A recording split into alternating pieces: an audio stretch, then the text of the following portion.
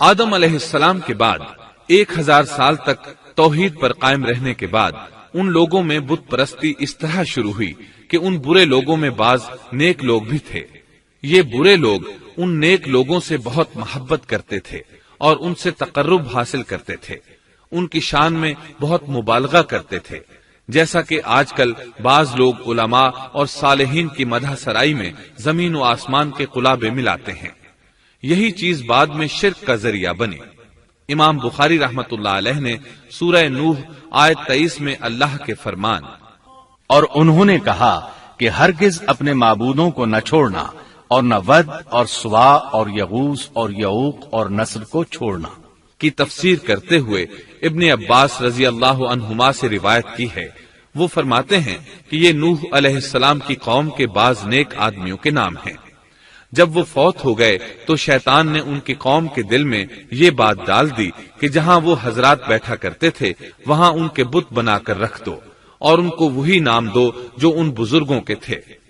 انہوں نے ایسا ہی کیا اور پتھر کے بت بنا کر ان کے نام ان بزرگوں والے رکھ دیے۔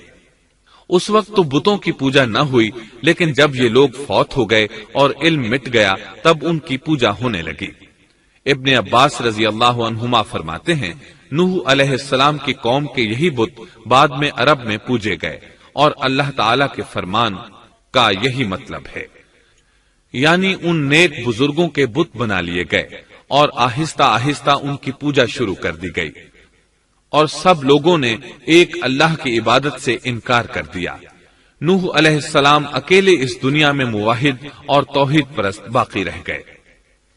نوح علیہ السلام کا نسب کچھ یوں ہے: نوح بن لامک بن متو شلح بن ادریس۔ اس طرح ادریس علیہ السلام ان کے پردادا ہوئے۔ اس وقت لوگوں کی عمریں بہت طویل ہوتی تھیں، اس لیے ہم کہہ سکتے ہیں کہ ادریس علیہ السلام کئی 100 سال زندہ رہے اور نوح علیہ السلام 1000 سال سے بھی زیادہ عرصہ زندہ رہے۔ عمریں لمبی ہونے کی وجہ سے ادریس علیہ السلام اور نوح علیہ السلام کے درمیان کافی مدت بنتی ہے، اور اسی مدت کے دوران کفر و شرک نے زور پکڑا اور بتوں کی عبادت شروع ہو گئی۔ تب اللہ تعالیٰ نے نوح علیہ السلام کو زمین میں مبعوث فرمایا۔ ابن عباس رضی اللہ عنہما سے روایت ہے کہ نبی صلی اللہ علیہ وسلم نے فرمایا آدم علیہ السلام اور نوح علیہ السلام کے درمیان 10 قرن تھے۔ ایک قرن 100 سال کا ہوتا ہے۔ آدم علیہ السلام کے 1000 سال بعد تک لوگ توحید پر قائم رہے، پھر آہستہ آہستہ شیطان نے انہیں شرک کے راستے پر ڈال دیا، شرک عام ہو گیا، ایک اللہ کی عبادت بالکل ختم ہو کر رہ گئی۔ تب اللہ نے نوح علیہ السلام کو مبعوث فرمایا، انہوں نے اللہ کی طرف دعوت دی، انہوں نے بہت مشقت اٹھائی، جیسا کہ سورہ نوح میں اللہ فرماتے ہیں اللہ تعالیٰ بخشش اور رحم کرنے والے کے نام سے شروع کرتا ہوں۔ یقیناً ہم نے نوح کو ان کی قوم کی طرف بھیجا کہ اپنی قوم کو ڈراؤ اور خبردار کر دو، اس سے پہلے کہ ان کے پاس دردناک عذاب آ جائے۔ نوح نے کہا اے میری قوم، میں تمہیں صاف صاف ڈرانے والا ہوں کہ تم اللہ کی عبادت کرو اور اس سے ڈرا کرو اور میرا کہنا مانو، تو وہ تمہارے گناہ بخش دے گا اور تمہیں ایک وقت مقررہ تک چھوڑ دے گا۔ یقیناً اللہ کا وعدہ جب آ جاتا ہے تو موقوف نہیں ہوتا، کاش تمہیں سمجھ ہوتی۔ نوح علیہ السلام تبلیغ کے سلسلے میں سخت محنت کرتے، دن رات لوگوں کے گھروں اور ان کے اجتماعات میں جا جا کر انہیں دعوت دیتے۔ آپ انہیں اعلانیہ اور پوشیدہ طور پر دعوت دیتے، یہاں تک کہ دعوت دیتے دیتے انہیں 950 سال گزر گئے، لیکن سوائے چند لوگوں کے کوئی ایمان نہ لایا۔ تب انہوں نے اللہ سے دعا کی اے میرے اللہ، میں نے اپنی قوم کو دن رات تیری طرف بلایا، لیکن میرے بلانے سے یہ اور زیادہ بھاگنے لگے۔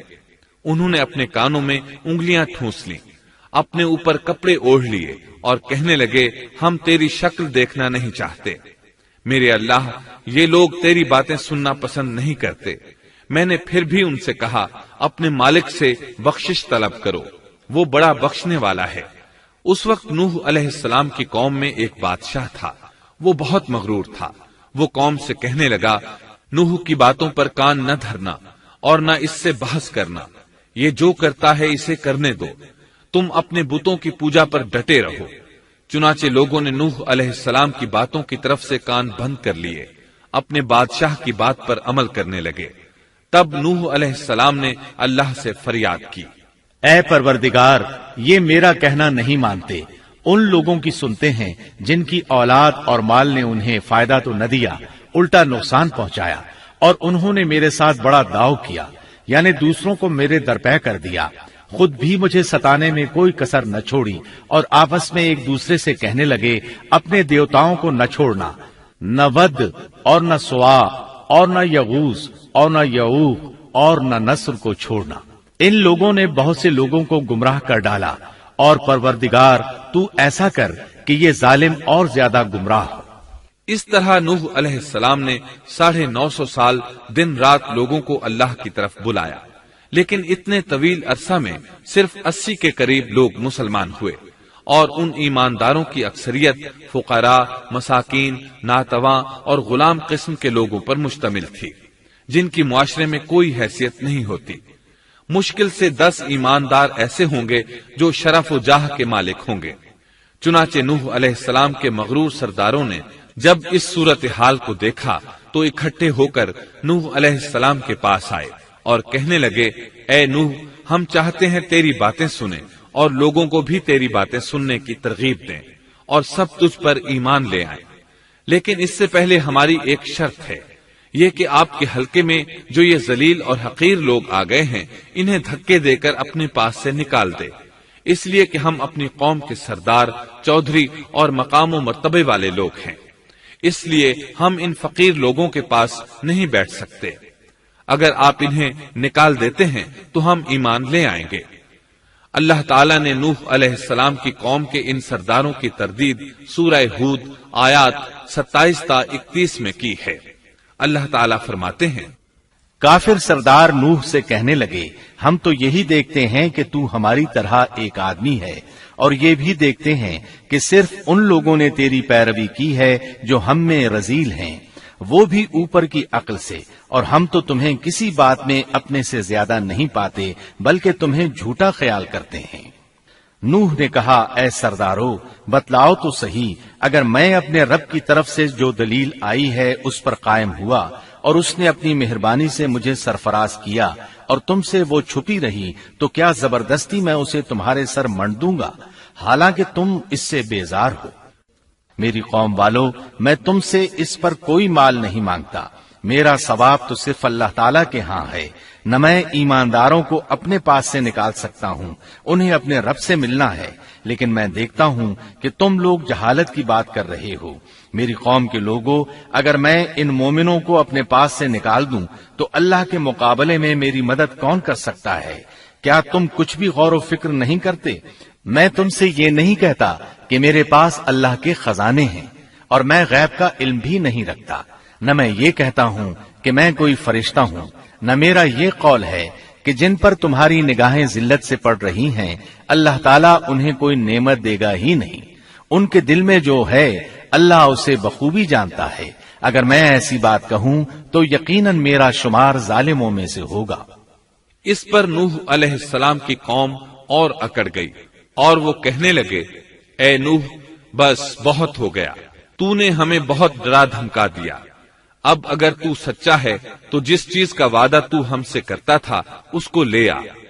نوح علیہ السلام نے ان کی بات سن کر کہا، عذاب لانا تو اللہ کا کام ہے، اللہ کو کوئی عاجز نہیں کر سکتا، اور جب اس کا عذاب آ جائے گا تو کوئی بھاگ نہیں سکے گا۔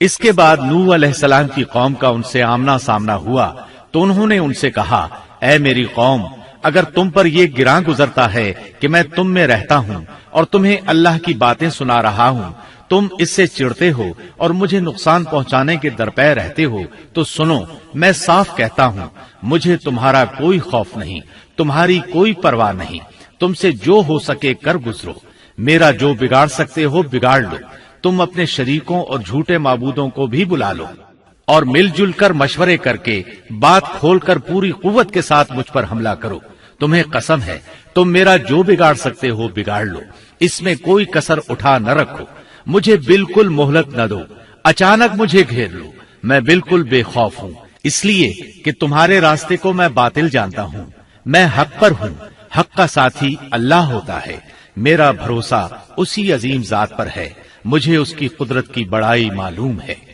नूह अलैहिस्सलाम ने वाज़ेह अल्फाज में अपनी कौम को चैलेंज दिया, लेकिन किसी में ताकत न हुई कि वो नूह अलैहिस्सलाम का मुकाबला कर सके। चुनाचे कहने लगे, इसे छोड़ दो, ये मजनून और बेवकूफ है, नऊज़ु बिल्लाह। बहरहाल मामला इसी तर्ज पर चलता रहा, यहाँ तक कि साल हर साल गुजर गए, लेकिन कोई मुसलमान न हुआ। फिर पहाड़ पर रहने वाले लोग रोज बरोज बुराई में तरक्की करते चले गए, और जो लोग शुरू में ईमान लाए थे उनके अलावा और कोई शख्स ईमान न लाया। नूह अलैहिस्सलाम उन्हें मुसलसल दावत देते रहे, मगर बेअसर। यहाँ तक कि अल्लाह ताला ने नूह अलैहिस्सलाम की तरफ वही की कि अब कोई शख्स ईमान नहीं लाएगा।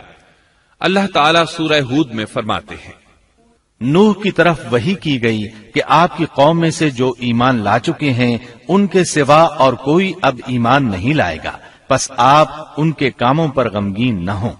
मतलब ये था कि आप गम न करें, अल्लाह का हुक्म अब पूरा होने वाला है।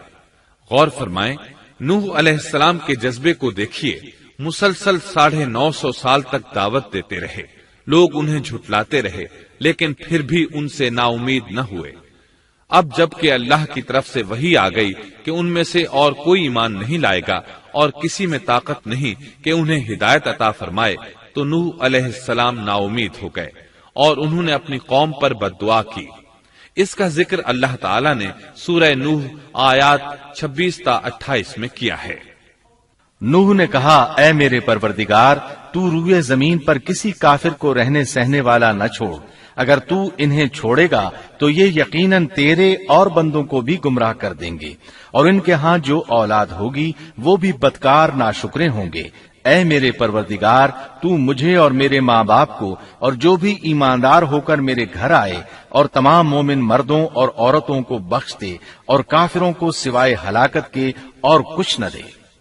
अल्लाह ताला फरमाते हैं कि जब नूह अलैहिस्सलाम ने हमें मदद के लिए पुकारा तो फिर हमने उसकी मदद की और उसे एक बड़ी कश्ती बनाने की वही की।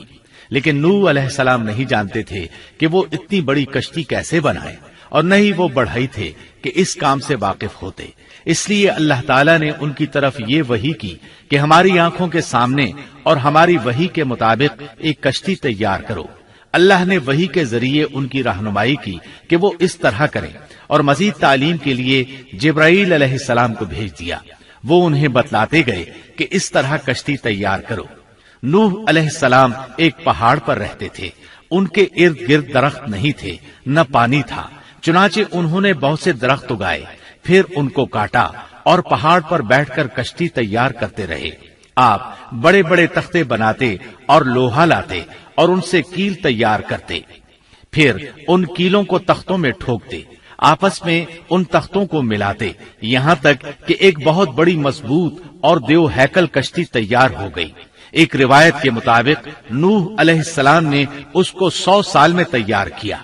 ये थी वो कश्ती जिसे नूह अलैहिस्सलाम ने अल्लाह की हिदायत के मुताबिक तैयार किया था। सूरतुल कमर आयत 13 में इरशाद होता है, और हमने नूह को उस कश्ती में सवार किया जो तख्तों और कीलों से बनी हुई थी। नूह अलैहिस्सलाम ने दावत का काम छोड़ दिया और कश्ती बनाने लगे। वो लोग जब उन्हें कश्ती बनाते देखते तो उनका मजाक उड़ाते, कहते, नूह पहले तो तू नबी था, अब बढ़ई बन गया। मजीद कहते, ये कैसा मजनून है कि पहाड़ पर कश्ती बना रहा है, ताज्जुब है इस पर। अल्लाह ने उन काफिरों के मजाक का जिक्र सूरह हूद आयात 38 और 39 में किया है। नूह कश्ती बनाने लगे, उसकी कौम की जो जमात उसके पास से गुजरती वो उसका मजाक उड़ाती। वो कहते, अगर तुम हमारा मजाक उड़ाते हो तो हम भी तुम पर एक दिन हंसेंगे जैसे तुम मस्खरापन कर रहे हो। तुम्हें बहुत जल्द मालूम हो जाएगा कि किस पर अजाब आता है, जो उसे रुस्वा करे और उस पर हमेशा का अजाब उतर आए। इस कश्ती का हुलिया इब्ने अब्बास रजी अल्लाह अन्हुमा से एक रिवायत में यूं आया है। वो बयान करते हैं कि नूह अलैहिस्सलाम ने पहाड़ पर एक कश्ती तैयार की और उसे तारकोल से लथपथ किया। उसी वक्त से तारकोल का ज़ुहूर हुआ। इस कश्ती का तूल 300 गज, ऊंचाई 30 गज और अर्ज 50 गज था। ایک اندازے کے مطابق اس کا طول 1 کلومیٹر سے زیادہ تھا اور اس کی بلندی اور گہرائی کے بارے میں کہا گیا ہے کہ 30 ہاتھ تھی، اور یہ کشتی عام کشتیوں کی طرح اوپر سے کھلی ہوئی نہیں تھی، بلکہ جس طرح اس کو نیچے سے بند کیا گیا تھا اسی طرح اوپر سے بھی بند کیا گیا تھا، تاکہ اوپر سے جو بارش برسے وہ انہیں نقصان نہ دے، اور جس طرح نیچے والے غرق ہونے سے محفوظ رہیں اسی طرح اوپر والے بھی محفوظ رہیں۔ گویا وہ ایک گیند کی مانند تھی۔ اس میں الگ الگ 3 درجے بنائے گئے تھے، ہر درجے میں ایک دروازہ تھا، اور یہ 3 دروازے اس طرح تھے کہ ہر دروازے کے اوپر ایک دروازہ تھا۔ یہ اس کشتی کا حلیہ تھا جس کے راوی ابن عباس رضی اللہ عنہما ہیں۔ یہ کشتی آج بھی موجود ہے۔ اللہ تعالیٰ نے اس کشتی کو بطور عبرت اور نشانی کے باقی رکھا ہے، جیسا کہ اللہ تعالیٰ فرماتے ہیں، اور بے شک ہم نے اس واقعے کو نشانی بنا کر باقی رکھا، پس ہے کوئی نصیحت حاصل کرنے والا۔ اس صدی میں علماء کے ایک گروہ نے اس کشتی کو ترکی کے ایک پہاڑ پر پا لیا ہے۔ اب وہ 2 ٹکڑوں میں تقسیم ہو چکی ہے۔ اس کا حلیہ وہی تھا جو بیان ہوا۔ اللہ کا فرمان سچا ثابت ہو گیا کہ ہم نے اس کو نشانی بنا کر باقی رکھا ہے۔ اس کے بعد طوفان آیا۔ اللہ تعالیٰ نے نوح علیہ السلام کو اس طوفان کے ظہور کی ایک نشانی اور علامت بتلائی تھی۔ نوح علیہ السلام کے گھر میں ایک تنور تھا۔ اللہ نے فرمایا، جب یہ تنور جوش مارنے لگے اور پانی اس سے ابلنے لگے تو سمجھ لینا اللہ کا وعدہ آ گیا۔ چنانچہ اس وقت مومنوں کو اور اپنے اہل و عیال کو اور زمین پر بسنے والے تمام جانوروں کا جوڑا جوڑا اس کشتی میں سوار کر لینا۔ تنور سے کیا مراد ہے، اس کے متعلق مفسرین میں اختلاف ہے۔ بعض کہتے ہیں کہ اس سے مراد ایک چشمہ ہے جو زمین سے نکلتا ہے، لیکن راجح روایات کے مطابق اس سے مراد معروف تنور ہے جس میں آگ جلا کر روٹیاں پکائی جاتی ہیں۔ یہ تنور نوح علیہ السلام کے گھر میں تھا، اور اسی کو اللہ نے طوفان کے آنے کی علامت بتایا اور فرمایا کہ جب یہ پھوٹ پڑے اس وقت ہر چیز کا جوڑا جوڑا کشتی پر سوار کر لینا۔ اللہ تعالیٰ سورہ ہود آیت 40 میں فرماتے ہیں، یہاں تک کہ جب ہمارا حکم آ پہنچا اور تنور ابلنے لگا، ہم نے کہا اس کشتی میں ہر قسم کے جوڑے دوہرے سوار کر لے، اور اپنے گھر کے لوگوں کو بھی سوائے ان کے جن پر پہلے سے بات پڑ چکی ہے، اور سب ایمان والوں کو بھی۔ اس کے ساتھ ایمان لانے والے بہت ہی کم تھے۔ کشتی میں سوار ہونے والوں کی تعداد 80 بتائی جاتی ہے۔ چنانچہ جب تنور جوش مارنے لگا تو نوح علیہ السلام کشتی میں سوار ہو گئے۔ کشتی ان کی بستی میں لوگوں سے دور پہاڑ پر تھی۔ اللہ کی قدرت کہ تمام قسم کے جانور بھی کشتی کے پاس آ گئے۔ نوح علیہ السلام نے انہیں بھی سوار کر لیا۔ اللہ تعالیٰ سورۃ القمر آیات 11 اور 12 میں فرماتے ہیں، پس ہم نے آسمان کے دروازوں کو زور کی بارش سے کھول دیا اور زمین کے چشموں کو جاری کر دیا، پس اس کام پر جو پانی مقرر کیا گیا تھا خوب جمع ہو گیا۔ آسمان سے نازل ہونے والا اور زمین سے نکلنے والا پانی کتنا تھا، اس کا اندازہ اللہ ہی کو ہے۔ بہرحال اس پانی نے زمین پر رہنے والے انسان، چوپائے، حیوانات، غرض ہر چیز کو غرق کر دیا۔ اس بارے میں اللہ فرماتے ہیں، نوح نے اپنی قوم سے تنگ آ کر ہمارے حضور دعا کی، ہم تو ہیں ہی بہترین طور پر دعاؤں کے قبول کرنے والے۔ فوراً ان کی دعا قبول کر لی اور اس تکلیف اور ایذا سے انہیں بچا لیا جو انہیں کفار سے روز مرہ پہنچ رہی تھی، اور ان کی اولاد کو ہم نے باقی رہنے والی بنا دیا، یعنی انہی کی اولاد سے پھر سے دنیا آباد ہوئی، کیونکہ صرف وہی لوگ بچے تھے جو کشتی پر سوار تھے، اور ہم نے ان کا ذکر خیر پچھلوں میں باقی رکھا۔ نوح علیہ السلام پر تمام جہانوں میں سلام ہو۔ ہم نیکی کرنے والوں کو اسی طرح بدلے دیتے ہیں، وہ ہمارے ایماندار بندوں میں سے تھا، پھر ہم نے باقی سب کو غرق کر دیا۔ اللہ مزید فرماتے ہیں، جب پانی میں طغیانی آ گئی تو اس وقت ہم نے تمہیں کشتی میں چڑھا لیا تاکہ اس کو تمہارے لیے نصیحت اور یادگار بنا دیں، تاکہ یاد رکھنے والے کان اس کو یاد رکھیں۔ یعنی پانی اتنا زیادہ ہو گیا کہ اس سے تمام شہر، بستیاں، انسان اور جانور غرق ہو گئے، یہاں تک کہ پانی بلند پہاڑوں سے بھی اونچا ہو گیا، اور اتنے بلند پانی پر یہ کشتی نوح علیہ السلام اور ان کے ساتھیوں کو اپنے دامن میں سمیٹے اللہ کے حکم سے اور اس کی حفاظت میں پہاڑ کی طرح رواں دواں تھی، ورنہ اتنے طوفانی پانی میں کشتی کی حیثیت ہی کیا ہوتی ہے۔ نوح علیہ السلام کشتی میں سوار ہوئے اور انہوں نے اپنے ساتھیوں کو حکم دیا کہ وہ یہ دعا پڑھیں، اللہ ہی کے نام سے اس کشتی کا چلنا اور ٹھہرنا ہے، یقیناً میرا پالنے والا بڑی بخشش اور رحم والا ہے۔ یہی اللہ کا حکم آپ کو تھا کہ جب تم اور تمہارے ساتھی ٹھیک طرح بیٹھ جاؤ تو کہنا، سب تعریف اللہ ہی کے لیے ہے جس نے ہمیں ظالم لوگوں سے نجات عطا فرمائی، اور کہنا کہ اے میرے رب مجھے بابرکت اتارنا اور تو ہی بہتر اتارنے والا ہے۔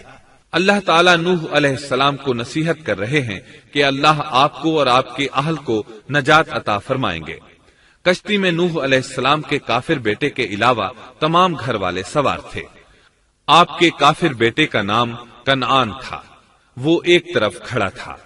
نوح علیہ السلام نے اسے پکارا، میرے بیٹے اس کشتی میں آ جا اور کافروں کا ساتھی نہ بن، لیکن اس بدبخت نے کہا، میں ابھی کسی پہاڑ کی چوٹی پر پناہ لے لوں گا جو مجھے اس پانی سے بچائے گی۔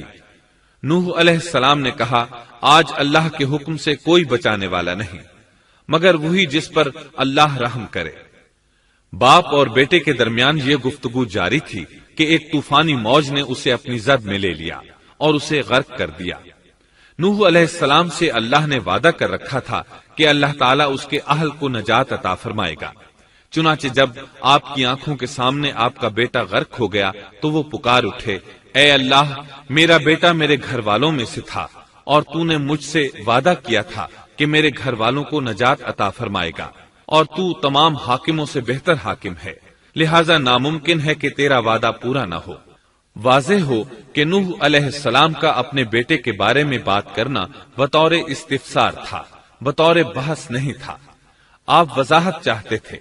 اللہ تعالیٰ نے فرمایا، اے نوح، وہ تیرے اہل سے نہیں تھا کیونکہ وہ کافر تھا۔ کفر نسب کو ختم کر دیتا ہے۔ ایک مومن کا دوسرے مومن سے تعلق ایک مسلمان بھائی کے کافر بھائی سے تعلق سے زیادہ بڑا ہے، اور حقیقی اخوت وہ ہے جس کی بنیاد ایمان پر ہو۔ کفر تو نسبی تعلق کو کاٹ دیتا ہے، اس لیے اللہ نے یہ نہیں فرمایا کہ وہ کافر ہے، بلکہ یہ فرمایا کہ وہ تیرے اہل سے نہیں ہے۔ ہمارے لیے بھی یہی حکم ہے، کسی مومن کا کافر کے ساتھ رشتہ نہیں ہو سکتا۔ اس کے ساتھ اللہ نے نوح علیہ السلام کو نصیحت فرمائی کہ آپ ہرگز وہ چیز نہ مانگیں جس کا آپ کو مطلقاً علم ہی نہ ہو، اور ہم آپ کو نصیحت کرتے ہیں کہ جاہلوں میں اپنا شمار کرانے سے باز رہیں۔ جب نوح علیہ السلام یہ بات جان گئے کہ ان کا سوال واقعے کے مطابق نہیں تھا تو فوراً اس سے رجوع کر لیا اور اللہ تعالیٰ سے اس کی رحمت اور مغفرت کے طالب ہوئے۔ اس موقع پر انہوں نے دعا کی۔ نوح علیہ السلام نے کہا، اے میرے پروردگار، میں تیری ہی پناہ چاہتا ہوں اس بات سے کہ تجھ سے وہ مانگوں جس کا مجھے علم ہی نہ ہو۔ اگر تو مجھے نہ بخشے گا اور تو مجھ پر رحم نہیں کرے گا تو میں خرابی والوں میں ہو جاؤں گا۔ یہ دعا انہوں نے مانگی۔ اپنے بیٹے کے متعلق سوال کے علاوہ نوح علیہ السلام نے اللہ تعالیٰ کی کوئی نافرمانی نہیں کی اور نہ اپنے نفس پر کسی نافرمانی کو شمار کیا۔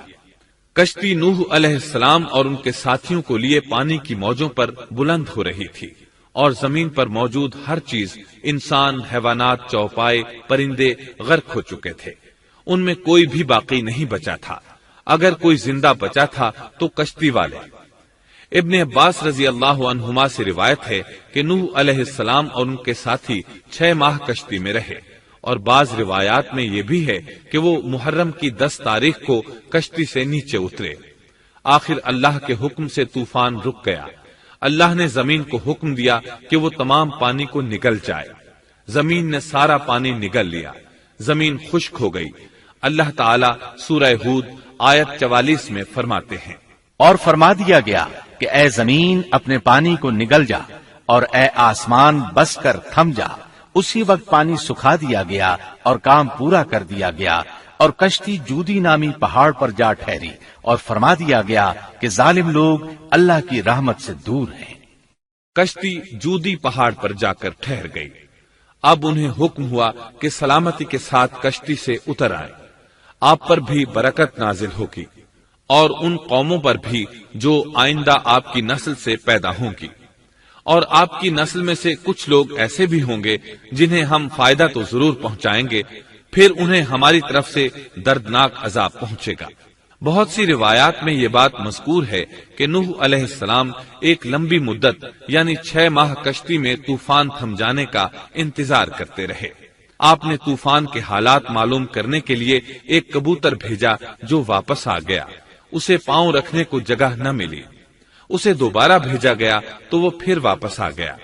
چند دن بعد اسے پھر بھیجا گیا تو وہ اپنی چونچ میں زیتون کی ایک ٹہنی لیے ہوئے تھا۔ اس سے نوح علیہ السلام نے معلوم کر لیا کہ پانی زمین سے کچھ ہی اونچا رہ گیا ہے اور درخت وغیرہ اگ چکے ہیں۔ کچھ دن بعد اسے پھر بھیجا گیا۔ اس مرتبہ وہ واپس لوٹا تو اس کے پاؤں خاک آلود تھے۔ نوح علیہ السلام نے سمجھ لیا کہ طوفان رک گیا اور زمین خشک ہو چکی ہے۔ سیرت کی کتب میں یہ واقعہ موجود ہے۔ اسی کی بنیاد پر سیرت نگاروں کا کہنا ہے کہ کبوتر کا آنا سلامتی کی علامت تھا اور اس کی چونچ میں زیتون کی ٹہنی نوح علیہ السلام کی بادشاہت کی طرف اشارہ تھا۔ اس طرح نوح علیہ السلام زمین پر اتر آئے۔ اس وقت اولاد آدم میں سے کوئی انسان سوائے ان لوگوں کے زندہ نہیں بچا تھا۔ جزیرہ عرب، فلسطین اور ان کے ارد گرد کا علاقہ غرق ہونے سے محفوظ رہا۔ ان کے علاوہ تمام زمین غرق ہوئی تھی۔ سب کے سب طوفان کی نظر ہو گئے۔ صرف نوح علیہ السلام سے اولاد پیدا ہوئی اور زمین میں ان کی اولاد کے علاوہ اور کسی کی نسل باقی نہ رہی۔ اسی وجہ سے نوح علیہ السلام کو آدم ثانی اور ابو البشر ثانی کہا جاتا ہے، کیونکہ تمام کے تمام بشر انہی کی طرف منسوب ہیں۔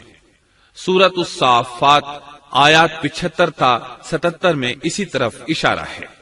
اور ہمیں نوح نے پکارا تو دیکھ لو کہ ہم کیسے اچھے دعا قبول کرنے والے ہیں۔ ہم نے اسے اور اس کے فرمانبرداروں کو اس زبردست مصیبت سے بچا لیا۔